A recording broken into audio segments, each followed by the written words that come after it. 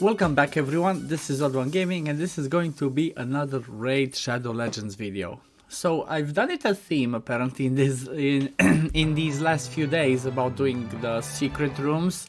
I guess it's basically because I started focusing more on them myself because I'm trying to push real hard towards getting the finishing the Ramanto missions. Basically I was stuck before with all the secret rooms and now I started pushing. And it kind of makes me realize that they're not as difficult as you'd expected, or as I expected myself.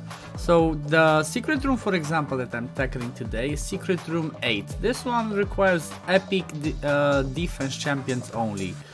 To be fair, this is not like one of the most difficult ones, but it's still, you require quite a few decent champions. You have some nice options in this room. You could use somebody like Padma to steal buffs if you have problems like that and do AoE decreased attack, because I think some of the champions in here still have damage based on attack, and among them, I might be mistaken, I might be confusing with another room. If not, you have champions like Broadlord who can help really well because of the AoE stuns. You have Grush that could be really helpful in this room as well. You could, because he has two AoEs, even if you do not have him booked actually, bring him in a stun set and he can be really helpful to help you pass this one.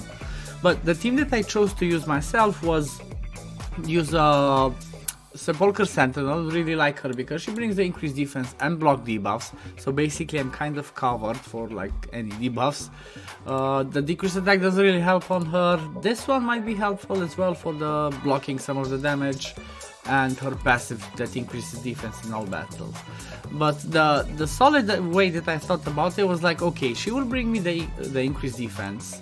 Godseeker and Irid and Umbral are like my cores in this team, honestly. Like, these are the two that I really cared about. So she heals all allies, she extends all the buffs that we have, and she decreases the duration of all of the enemy buffs. At the same time, she brings two heals, like an active one and then like a one on the passive that puts a revive on death if somebody dies, then like just heals on the A1 as well.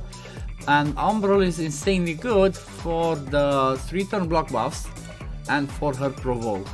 I already pre-recorded the run to show you, but you will see having them provoked is really helpful for her. Even though she puts block active skills on herself, it makes it a little bit complicated. But having the block buffs, for example, on the second and on the third waves, you're gonna see me stopping it from auto and start manualing it because I want this one. It's really helpful because we block the heals on the third wave, we block the ally protection, the counter attack on the second wave. So honestly, if you have these two champions, if you have Umbral and Godseeker, in my opinion, it's pretty easily done. Everybody else is like, okay, I even brought a 50 Tyrell for the drop defense. I said, okay, let me just bring Akoth because I already had him built from the Doom Tower Hard. Before I think I even used Seeker, I used Skullcrusher, but I said, okay, let me just not get my best champions. So what I'm trying to show is I'm not using my best build champions, like my Seeker is my best build champion, then my Skullcrusher is really well built because I'm using them in like clan boss and other stuff like that. So I said, okay, let me try another ones and see how it goes. And it's not that difficult. So what I'm going to do, I will play the run in the background, you will see how it goes. And then I will come back and I will show you the builds that I have on these champions and show you who has masteries and who doesn't. Be right back, guys.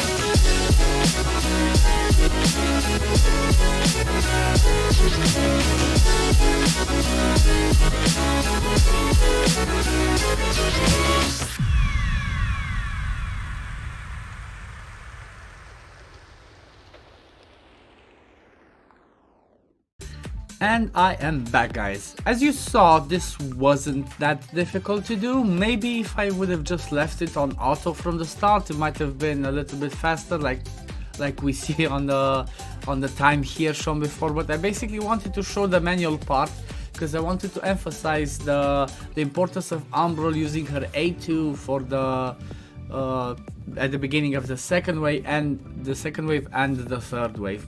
Reason for that is she usually likes to prioritize using her A3 in case that one is on cooldown. So I wanted to have the block buffs first because like you said, especially on the third wave, when they hit us they put continuous heals and stuff like that on their A1s and other things like that. I want to have that one blocked because I want to be able to do it faster basically. But apart from that, you said it wasn't that crazy. Like, let me show you the damages overall. So if you see, basically my main damage dealer in here was Acoth, I guess, because of his HP burns. Tyrell was there for the drop defense. Umbral was like not that much damage. Godseeker maybe did a little bit more because she's the one with the AoEs and Relentless and War Master. But overall, if you look at the damage, they're like quite balanced. It's all about keeping, like, you know, sustaining yourself, trying to control the waves a little bit yourself, and then just do damage and slowly take them down. You only have to do this once every few months. Like all of these rooms, you only have to do it like once. It's not like you have to farm this daily and it's a drag. So it doesn't matter, guys, if it takes you 5 minutes, if it takes you 8, if it takes you 10. As long as you do it, it's really helpful for you to do it because it gets you closer to that legendary champion that might help you. Like maybe it helps you to get Euros. And that having Euros, it might help you to easily solo the Scarab, or maybe it helps you to get the other ones like Val the Destroyer, or it helps you towards the mission, like in my case, towards the missions for Ramantu.